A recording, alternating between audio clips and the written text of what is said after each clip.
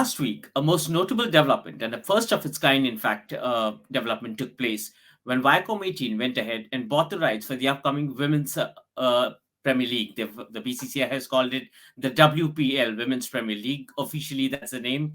The rights were bought for TV and digital both for a period of 5 years. BCCI's newest T20 league, second after the successful launch of the Indian Premier League more than 15 years ago, is all set to be played in the month of March.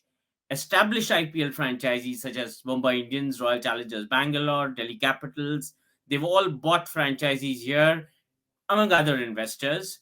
Today we have with us Mr. Anil Jayaraj, the CEO of Viacom18 Sports Business, and he's not just here to talk about the company's newest investment, but also the evolving T20 space, the digital onslaught in the broadcast world that's setting pace to a dawn of a new era, and the endless possibilities it showcases for the near and the distant future. Welcome, Anil. Welcome to the show. Thank you, Srini, for having me. Okay, so a lot of people talk about a lot of things when it comes to women's cricket in general, and how we should be doing a lot of things in this space. But when the time actually comes to do something, the weed begins to get separated from the chaff, which is exactly what we saw in the recent bidding for the IPL broadcast rights. Yeah, I don't honestly know about that being a seminal moment of where to show your commitment, etc. But I'll say this: look, any investment that we make, and I'm sure any business makes, is on the basis of what we think is a business decision. So how will we make a success out of both viewership and consequently the revenue that we can make out of it? And what we found, what we felt, and what we strongly feel is that we've got what essentially is a good deal, and we will be able to certainly make a huge dent in both viewership as well as revenues that this tournament should deliver. And I really can't comment about why other organizations choose to invest or not, but certainly we are not coming from a point of view of doing something for women's cricket. It's already done. It's already there. You know that, or you know this well. A lot of the women heroes are absolutely big names today. Whether it's in the world of entertainment or it's in the name, it's in this whole stream of advertiser and advertising requirements. They are brand ambassadors and are hugely successful. So, yeah, we feel very, very good about having access to this. Well, I couldn't help myself but wonder at the irony of our under-19 girls winning the World Cup, and that coinciding with the launch of another T20 league. And this is this is just wishful thinking, and such a beautiful start for a new journey, actually. It was, wasn't it? And following up on that, if you saw the felicitation, and if you saw how excited the crowd was to sort of cheer on the under-19 champions, it is something. Yes, it brings back a lot of memories. 2007, just before IPL started, and we are feeling very, very good about it, Srini, to be honest. Yes, as I can see, there's so much more to talk about this. But before we get there, let me ask you about this latest broadcast deal. Viacom18 bid 951 crore to back the TV and digital rights of the WPL. But what's the TV to digital ratio that we're looking at here? Going by the men's cricket that I've been watching lately, well, the TV numbers don't really look very exciting to me. So please explain to me how this works. Yeah, so look, it's no secret that we believe digital is going to be the key in it, and we do believe that a significant part of our investment is towards growing the digital part of the viewership on this. And this is not just because we want to do it. It's where the market is. It is how people are watching it. It's what interests advertisers. So while we do have both rights, our real focus is on how do we make this even bigger on the back of digital.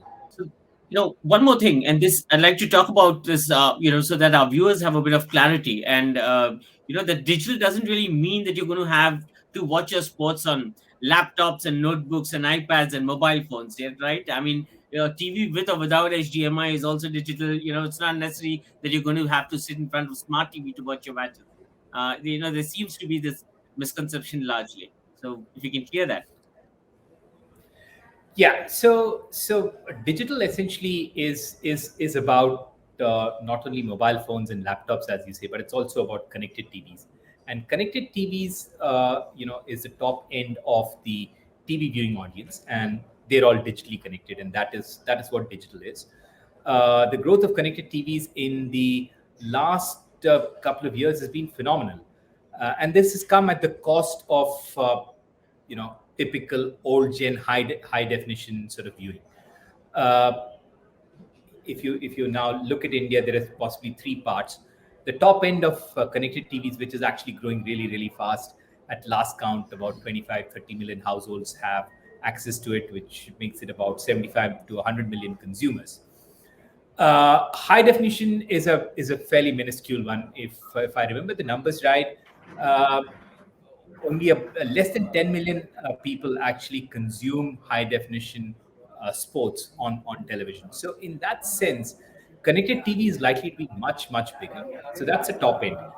You've got the bottom end, which is the free to air consumers, all of whom have no access to live sport, especially IPL, because IPL is only for pay TV. Now, but each of those households actually has access to a mobile phone, and hence all of them will be able to watch IPL this time. The middle segment of pay TV is actually getting squeezed. The number of pay TV households is now, as I understand it, has fallen from 120 million to about 108 million. So that part is getting squeezed, and that's where traditional TV is there. Also, a lot of people are now finding innovative ways to watch, on the large screen with their mobiles, either through casting or through casting devices. So we think, the traditional TV, both from a viewing point of view and advertising point of view, is going down very, very fast. You know, the one thing that excites me the most about the idea of digital consumption is the live user interface and endless possibilities that it can create. I was joking the other day on Twitter about how memes popping up while there's a live game showing, like or a live interaction that can happen while the match is on. The possibilities are just endless.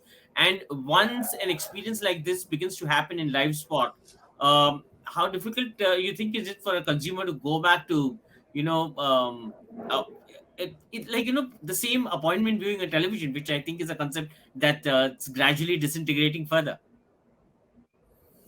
Yeah, I think once you've been hooked on to watching stuff on digital enabled screens, it's virtually impossible to go back. And the reason is that the experience is so enriched. It's fairly personalized. It provides you this whole ability to interact. It provides you on demand, right? So I can choose to see what statistics there are, etc. So in that sense, once you start watching it, and I know a lot of my friends, for instance, watched 4K, FIFA on 4K, and that was quite a life-changing experience for some of them. They said, look, they'd never seen television this way. So whether it's the mobile screen or the connected TVs, once you start watching on the digital stream, it makes a massive difference. And if you think about it, Srini, what we are trying to do is we are trying to ensure that we overcome the three core barriers that can hamper consumption. For instance, the first thing we are doing is we are removing the barrier of accessibility. So anybody in the country who has an internet enabled device should be able to watch at their convenience any part of IPL, and they can watch it as many times as they can watch it as long as they want. The second big barrier we are taking out is affordability. And what we mean by that is, for this season, we are not going to charge consumers for watching IPL. So it is not behind a paywall for this season. So that is the second big barrier. And the third big barrier is languages. What we're doing is we are going to create about 16 to 18 unique feeds, which means that consumers in any part of the country should be able to access a feed which they will find engaging and which they will engage with, and hence becomes their preferred choice. Now, all this is not is not something that conventionally has been done in television, and that's why we are quite confident that this will be a breakthrough year for consumption on digital. Right. And before I get to, there's something else I want to talk about, it from a games perspective. But before I get there, I must add here that the BCCI needs to be lauded for the effort here also, because they really walked the talk here. I mean, they kept talking about women's cricket, and they made sure that the talk was converted into action, and very well done. Yeah, absolutely. I think it's one thing to keep saying that we support a certain thing, but it's another thing to actually go ahead and execute it, and execute it as well as what PCCI has done. And full credit where it's due. I think to set up this league and to think through how to do it in a way that makes it really, really impressive and attractive for viewers and advertisers alike. I think that has been incredible. Hats off to them. You're right, Rini. Right. No, the benchmark for T20 league so far was the IPL, has been the IPL, and IPL has all been all about family entertainment, But at the end of the day, what we saw was 22 men walking out of the field and competing with each other. Now, what are we looking at? We're looking at 22 women from all parts of the world competing with each other on the field. Now, when I think about that, I think about endless possibilities that this space can create. And when I look back at the 15-year journey of men's IPL, I'm beginning to think that what can be created from the space here and what can be churned out is just humongous. And can you talk about some of those possibilities here and the way forward? Sure. I think you've sort of summarized it well.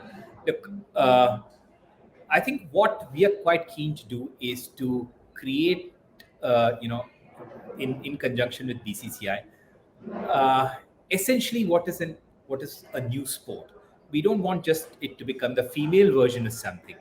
Uh, this is this is precisely how some of the new sports across, say kabaddi or anything else has succeeded, when they've looked upon the whole event as an absolute new sport. So it requires a new way of thinking at our end. BCC has already done that. In terms of how we package it, how we bring it to viewers, and how we make it really, really attractive for people to engage. Uh, we have all the right ingredients. We have all the women heroes, the Harmanpreets, the Shifali Vermas. All of them are household names, right? So it actually is a great time. And as you rightly said, the under 19 women winning it was really. I mean, of course, we couldn't have planned for it, but that has really helped.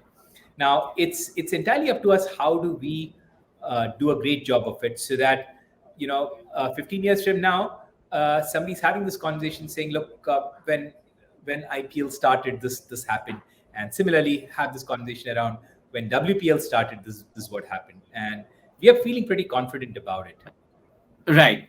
Not exactly T20, women's T20, but a question slightly separate from this one. But I hope you'll take the time out to answer this. Viacom18 has been aggressive on all cricketing bids, even women's cricket. When nobody else actually wanted to come to the table, Viacom18 has stepped forward, and they actually they came up with a sturdy and a resurgent plan for women's cricket.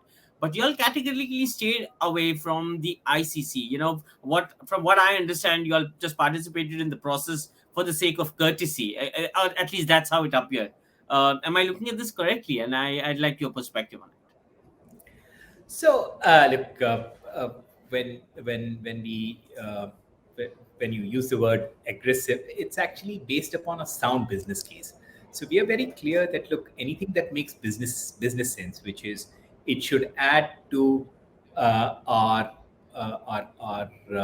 business business values, which is top line, bottom line, etc. It should add to our brand and reputation, and it should be a business where we can actually see a future being created. So those are the key parameters which we consider when we are going into any bid or any negotiation. And that's exactly the way we've approached every single acquisition. We participated in the ICC one also, but our estimation of what that particular bid would be worth is different from other people who've sort of chosen to bid. And good luck to them, because each organization, as you know, follows its own business model, and we put what we thought was the right value. All right, then. Coming back to women's cricket, wishing Viacom18 the best going forward. It's a beautiful 5-year roadmap, and I hope women's cricket will only get a new start, a fresh start from here. Thank you so much for taking the time out to join you, Anil. Thank you so much, Rini. And actually, I do have a request of you, saying that just as eloquently you cover the men's cricket and the men's IPL sort of thing, I do look forward to seeing you cover the WPL as well, both on social media as well as in all the other media that you have a presence on. Certainly, the pleasure is all going to be mine. I really look forward to it. Thank you. Thank you so much. Thank you.